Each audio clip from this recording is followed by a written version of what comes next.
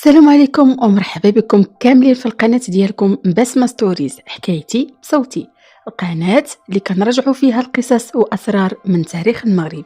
إلا مشيتي لمدينة الدار البيضاء ممكن تزور بزاف ديال الأماكن الحديثة، ولكن وسط هاد المدينة الكبيرة كاين حي مميز كيبان وكأنك رجعتي لزمن المدن المغربية القديمة. الأزقة ضيقة، الدكاكين تقليدية، والبنايات فيها طابع مغربي أصيل. هذا المكان معروف باسم حي الحبوس، ولكن السؤال اللي كيطرح راسو هو كيفاش تزاد هذا الحي وعلاش تبنى بهذا الشكل المختلف وسط الدار البيضاء. الا مشيتي لمدينه الدار البيضاء ممكن تزور بزاف ديال الاماكن الحديثه، ولكن وسط هذه المدينه الكبيره كاين حي مميز كيبان وكأنك رجعتي لزمن المدن المغربيه القديمه. الأزقة ضيقة، الدكاكين تقليدية، والبنايات فيها طابع مغربي أصيل.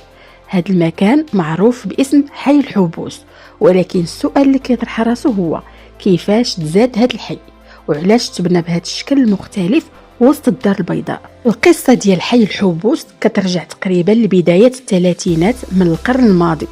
في ذاك الوقت كانت مدينة الدار البيضاء كتوسع بسرعة، وكان خاصها أحياء جديدة تنظم الحياة ديال السكان، ولكن المسؤولين في ذاك الوقت بغاو يبنيو حي يكون مختلف، حي كيجمع بين التخطيط العصري والطابع المغربي التقليدي.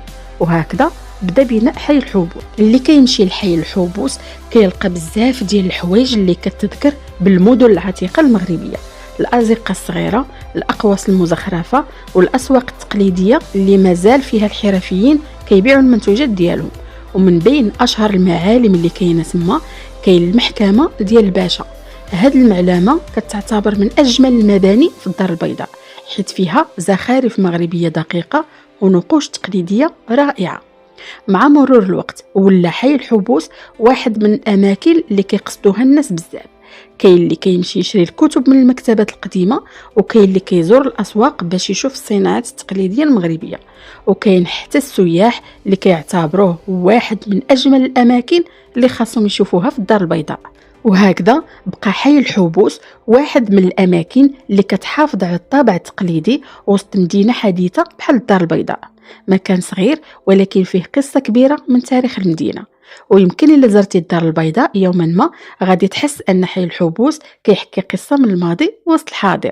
وأنا كبسمة غنكون وصلت لنهاية الفيديو. نشوفكم في الفيديو الماجي. السلام عليكم.